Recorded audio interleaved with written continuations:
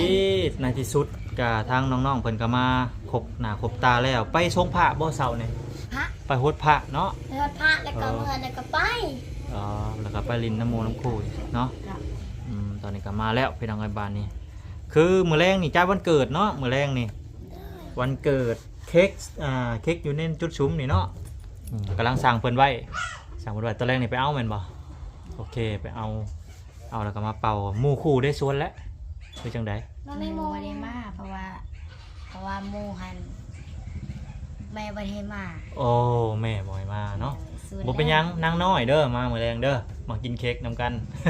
แล้วก็มีไผก็ได้หมู่ข้างๆหรือว่าญาติพี่น้องเอาลุงป้าว่ากันชวนมาค่ะมาเป่าลิ้นกินน้ำบ่ได้เฮ็ดกินหยังบ่มื้อแรงนี่ฮะเขาว่ามีเวลาก็จะซื้อแนวมาต้มกินเฮ็ดกินหรือว่าเฮ็ดซุกี้กินบ่ซื้อมี่ซื้อหยังมากินมาต้มมาหยังเอาผักมาขะล้นสกันแกงกิน ก็ว่ากันไปเฮ็ดซุกี้มื้อนี้มีแต่สิแจ้งไว้สิอ้ายบ่ได้อยู่นำเด้ออ้ายสิเอาเงินให้แล้วก็อ้ายสิเมื่อเพราะว่าอ้ายยากภาระหลายยากลูกเพราะว่ามื้อนี้แม่น้องนาวินมานำตะวิดว่าอ้ายสิมานอนพี่คืนนึงอ้ายสิมาร่วมงานวันเกิดนำว่าซั่นซะก็เลยอ้ายสิแจ้งก่อนว่าสิแล้วก็แจ้ง FC พร้อมบ่ได้อยู่วันเกิดนำน้องๆเป็นโอกาสหน้าพี่น้องเอ้ย คือสิเป็นเดือนหน้าปีหน้าพุ่นแหละน้องลินดาเด้ดูวิทย์แล้ว ไอ้น้อย ฮะ ไอ้ไว้ยัง สิไปเวียงตัวไปเวียงบอกอันวันเกิดเจ้ามือใดน้องลินดาเดือนใดปีใด ซ้อม เดือนสองอ๋อวิทย์แล้วเนาะบ่เป็นหยังนางน้อยดิชื่อบ่ เดือน10เดือน10หมวยใกล้แล้วใช่เนาะเดือน10หน้า เป็น10หน้าเอากะสิมอบเงินให้น้องนางน้อยก่อนน้องนางน้อยนี่จากผู้ใหญ่ใจดีทางฝั่ง เป็น ไทย ลุง เนาะ เอเด้อ 500 บาทเด้อลูกหลานเด้อพอดีเอาไว้อันลินปีใหม่ว่าซั่นซะ อันนี้กาบานี่อันนี้ก็เป็นทางอันลิซ่า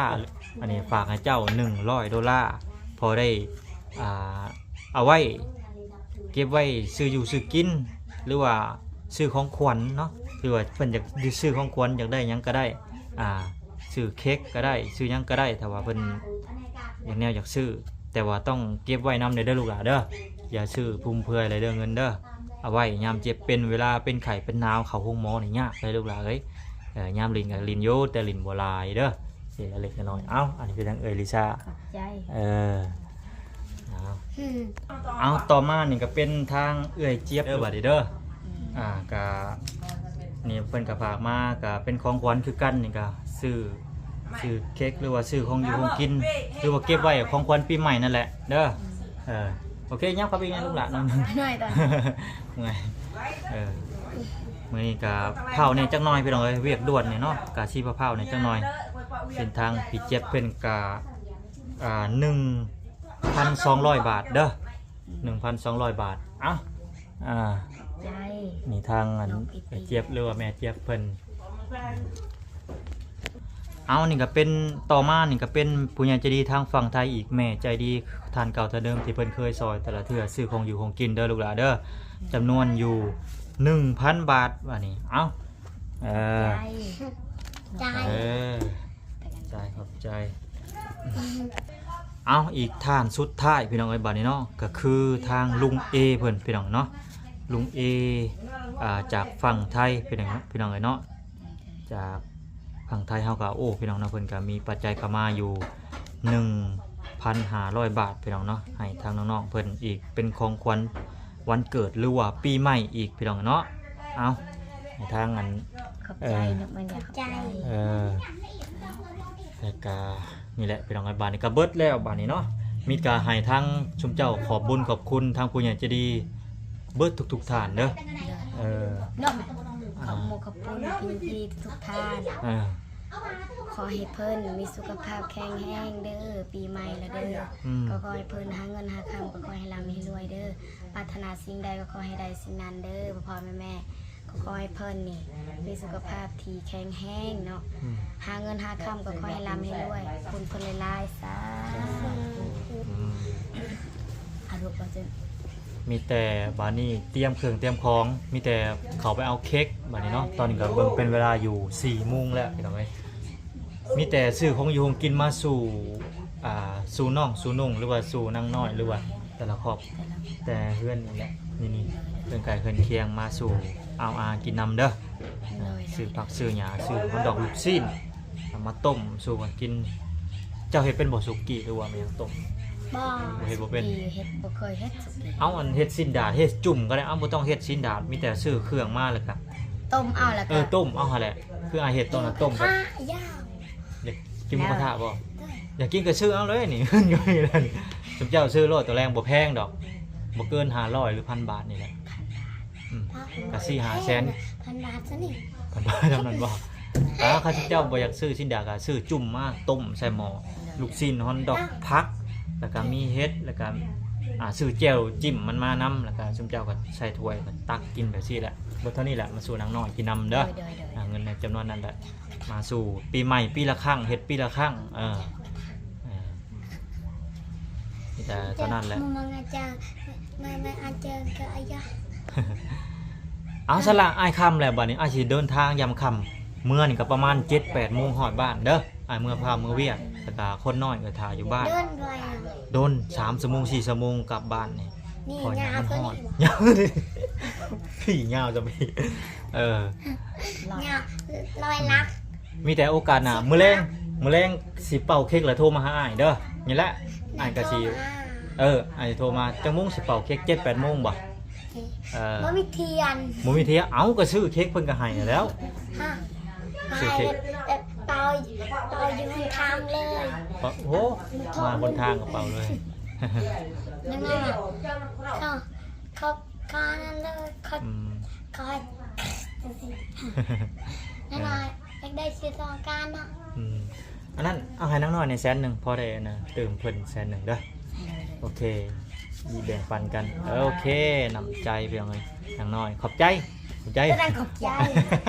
ขอบใจกันอยู่นำกันหักแพงกันแต่เป็นหมู่เป็นครูกันอย่าพิษอย่าเถียงอย่าให้กันน้องน้อยมีแต่อยากหาให้แจ้งสิขอให้แล้วก็ปิดการด้วยว่าใส่น้ำยาอะไรลงตลาดเนี่ยรู้จักบึ้งนี่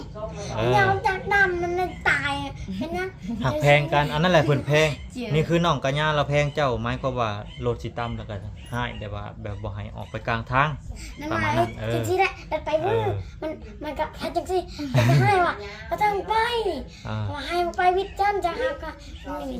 จะให้กันได้แต่อย่าเกลียดอย่าสั่งกันให้หมายความว่าให้คือหักแพงอะไรให้บ่ให้ออกทางก็อย่าโหลดต่ำสมมุติว่าโหลดต่ำมาเฮ็ดได้บัดหาเด้บ่ว่าไผคือกันผู้ได้ให้นี่บ่ต้องเครียดบ่ต้องแค้นกัน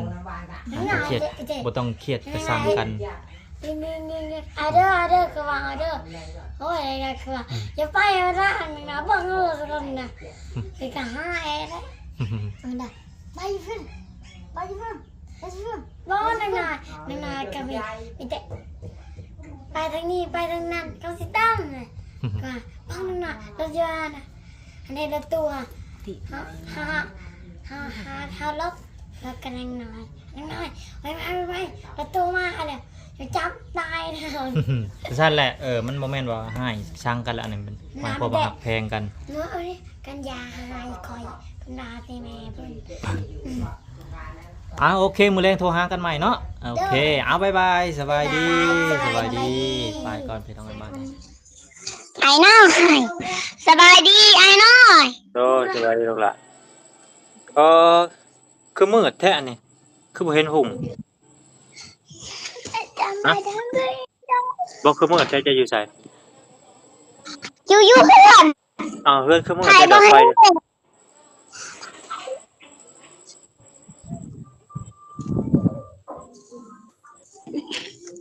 ไอ้น้อยนี่เค้กนี่ใส่มืดแท้อันกินเบิดแล้วบ่ยังหลายอยู่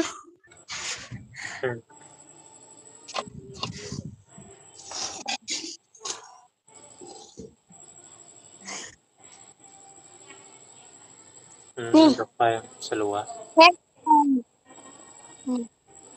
เค้กวันกินยังทะเลเบิร์ดกินกับไผ่กิน กินเบิดสุขูสุคน อ๋อฮักก็ฮอดบ้านฮักก็ฮอดเฮือนประมาณ7 โมง โดยดิ อืม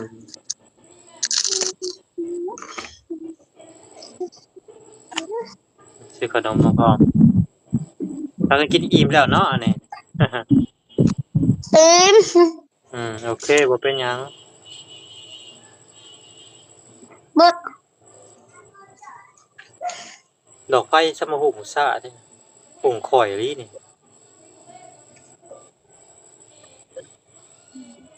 บุ๋ม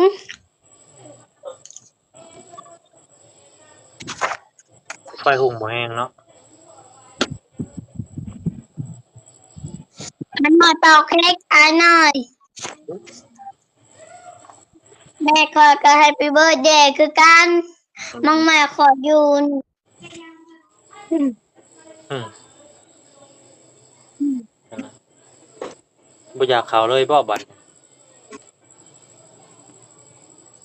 บ่อยากอิ่มแล้ว อืมกินหลายกินเลยแค่บ่ฮ้อนบ่คือบ่เปิดพัดลม ฮะ คือบ่เปิดพัดลมบ่ฮ้อนบ่ ฮอน เปิดได้ไหมพัดลมน่ะ เปิดแล้วก็พายมาแห้ง คือบ่อยู่บนแจ้งเนี่ยลูกล่ะอยู่บนแจ้งๆเนี่ย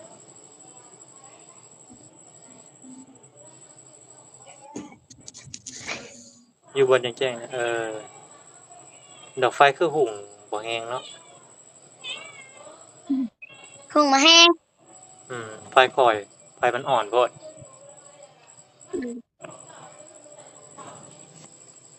อยากเดินเดินเดินมาอย่าไปไอ้น้อย หึ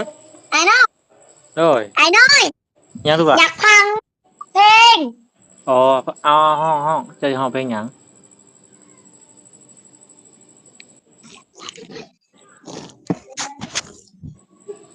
ผัดมาแห้งปิดพัดลมก่อน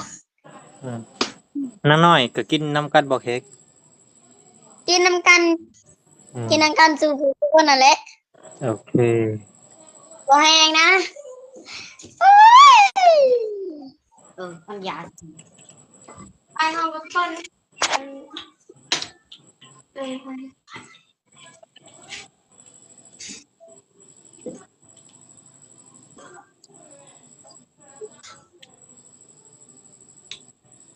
บ่แห้งนะ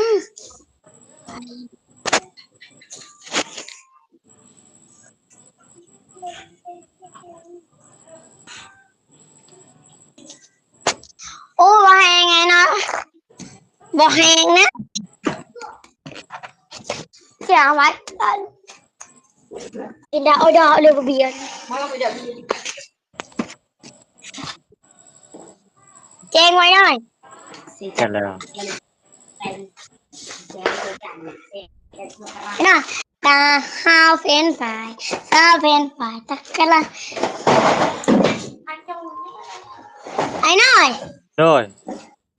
สิหาให้เพลงเด้อ โอเคเอาเลย เป็นฝ่ายเราเป็นฝ่ายตะเคละเดินละเป็นลูกละก้อยไก่คอยมาหันไอกาละมาเวมากันไอกาละมาเวมาเอาคิดว่ากินโฮมใจยังไม่นักฝากตอนเอาขึ้นฝากตอนสูงเจินเดินกะเดินเจินเดินสูงเจินเดินกะเดินเจินเดินเจ้าผู้สูงเจินเดินละคืนอายแต่ไกล